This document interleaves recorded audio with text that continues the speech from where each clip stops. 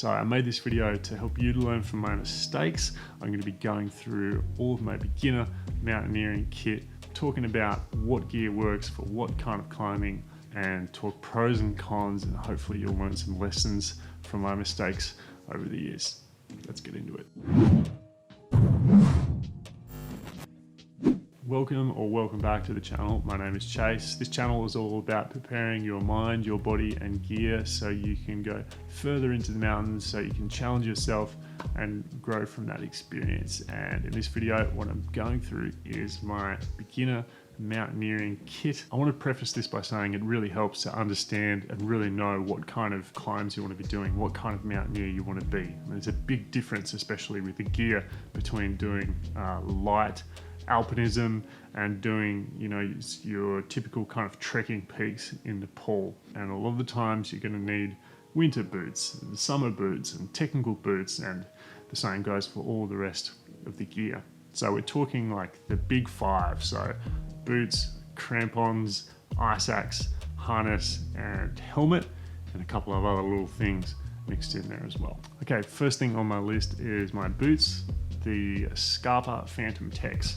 These are a single boot or a 1.5 boot. So there is kind of like an inner boot, but you can't fully take it out. So basically what you have is this like outer kind of built-in gaiter on the outside, which is mainly there to, keep the snow outside of your boot, but also it's there to protect your pants, because when you've got crampons on, especially when you're new to mountaineering, you're a bit clumsy in the crampons and you'll tend to like rip your pants. And if you've just bought, like $300 Arc'teryx Gore-Tex pants and you rip a giant hole through them with your crampons, you're not going to be very happy. So having a gaiter might be a good idea if you're new to this, but otherwise the gaiter in this boot is pretty durable stuff, and it's going to protect you from stabbing yourself with your own crampons. In terms of what they're made of, they're obviously not leather. This is completely synthetic.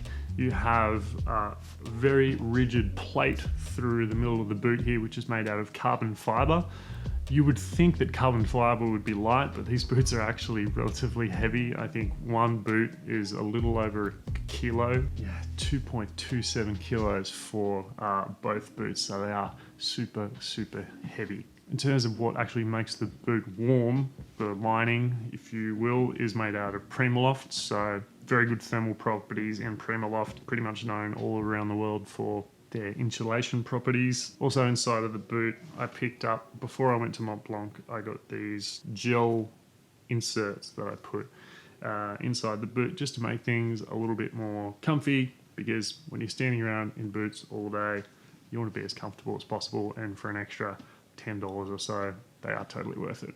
One thing that I realized when I got here to Spain is that pretty much everyone who climbs through the winter, they have like a winter boot and they have a summer boot. And being from Australia and really only ever doing some climbing in the Himalayas and New Zealand, the concept of having winter and summer mountaineering boots was just completely new to me. I mean, if you're living in the States, you probably know that already. But for me, being just a noob Australian and moving here, that was the one thing that I realized I'm gonna have to buy a pair of summer mountaineering boots. Sole, Vibram rubber, that's always a good sign.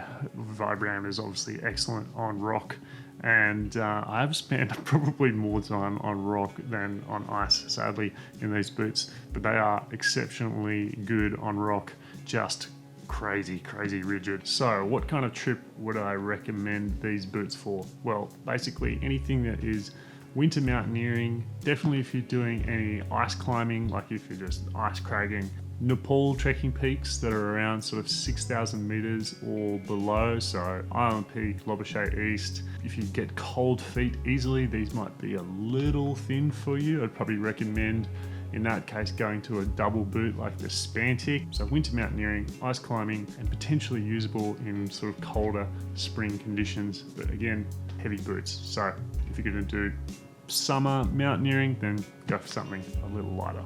Next thing on the list is ice axe.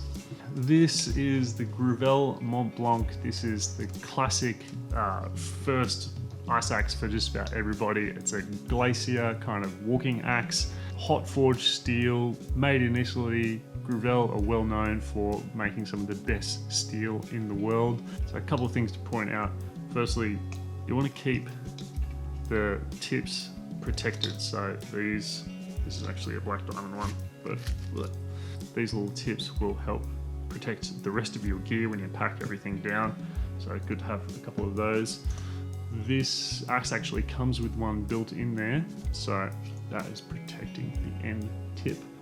I have made a couple of little modifications. You'll see that I have this kind of like ratty tape at the top here.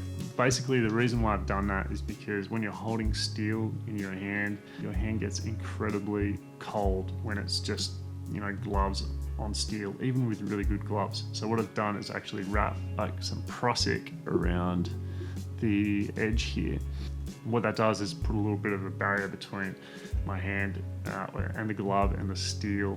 You always want to have your axe on the high side of the mountain. So if you're traversing kind of a big snow slope and the mountain goes up towards your left, you want to have your axe in the left hand, and you don't want to have to swap to the right hand just because you've got a cold hand. So obviously good gloves is an important thing, and I'm going to go through gloves in this video as well. If you're going across snow slopes, this is the number one thing that's going to save you. Learn how to self-arrest. It's an incredibly valuable skill in the mountains, and probably irresponsible if you don't know how to do that. Basically anything you do in the winter style kind of mountaineering courses where you're doing belaying off snow anchors and that sort of stuff, they're all using this type of axe. So any kind of walking based mountaineering you're doing will require a straight axe like this. So it's the perfect axe for a beginner.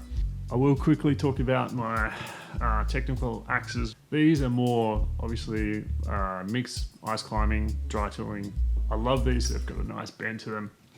They've got a really nice hand feel. Wow, I should be really careful that I don't just axe the camera with. I'm going to put these down. Okay, let's talk gloves.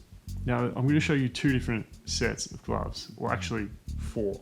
These are the gloves that I've had forever. Basically like big, hideous snow gloves. I can't tie rope while wearing them. I can't undo carabiners. Basically I can't do anything other than maybe put my hand in a Jumar and slide up a fixed rope.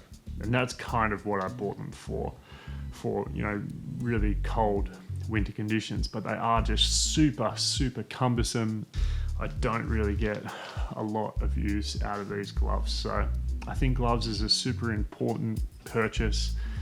I think there's one thing that you should really do when you're buying gloves, and is to do the one-hand carabiner test. Get out your belay device, and with your gloves on, try and screw up and unscrew your carabiner with one hand. If you can do that with the gloves that you're buying, then they are your gloves. They're amazing gloves. Get them.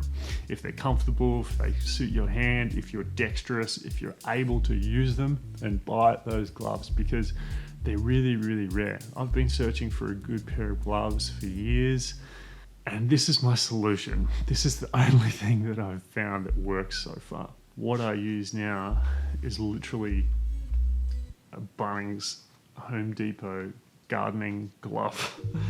And what I do is I put a liner inside and then gardening glove over the top. And you know what? That passes the one-handed carabiner test, and I can do everything that I need. I can undo ropes, I can tie knots, I can manage carabiners, I can do anything that I need to do while I'm climbing, and I never have to take this glove off. And I ended up being far warmer with this skinny little shitty glove than I do with this overkill double glove, because I've constantly got to take this thing off to be able to manage rope.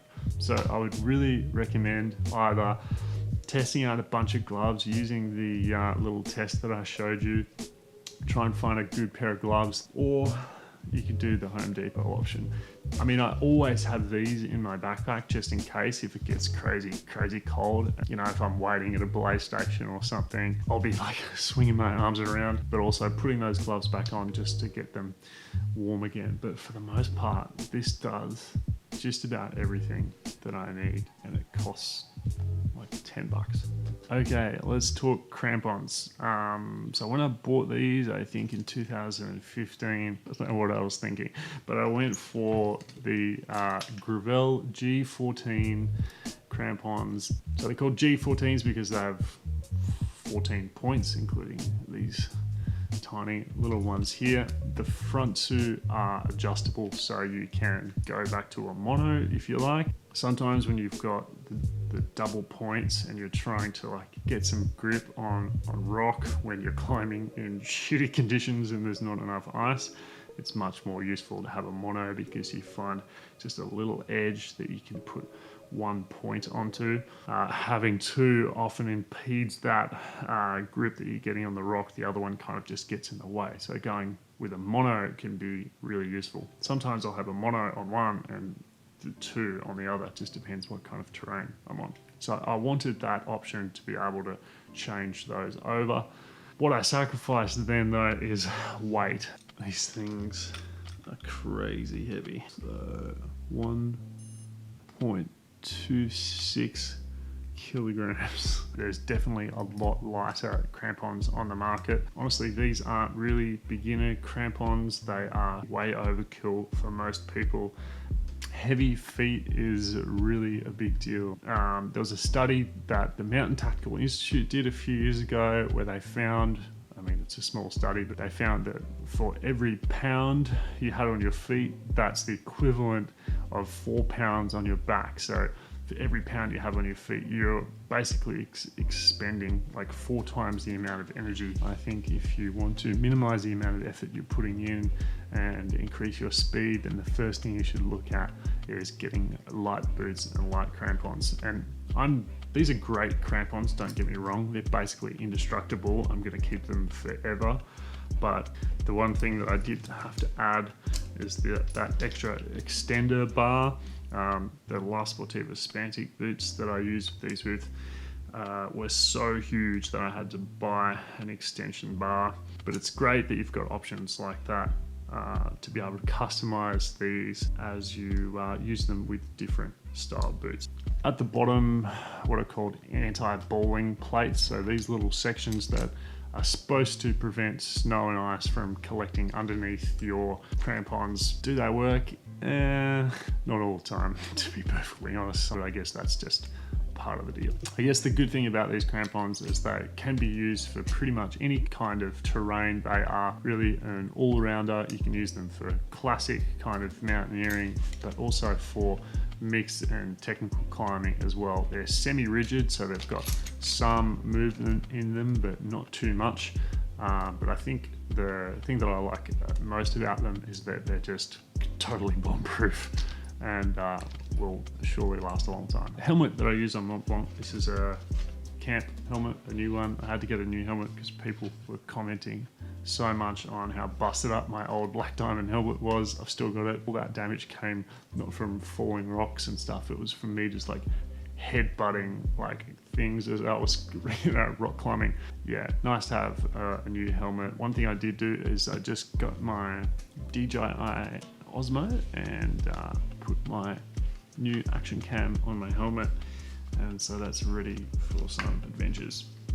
Okay, one thing that I'll glaze over really quickly is belay devices. So for mountaineering, this ATC, this is from Black Diamond, is all you need. If you're going to do some rock climbing though and more multi-pitch stuff, I would recommend getting the Guide Pro. The difference is that it just has this extra loop here, which is super handy for multi-pitch climbing, but realistically, this is all you need.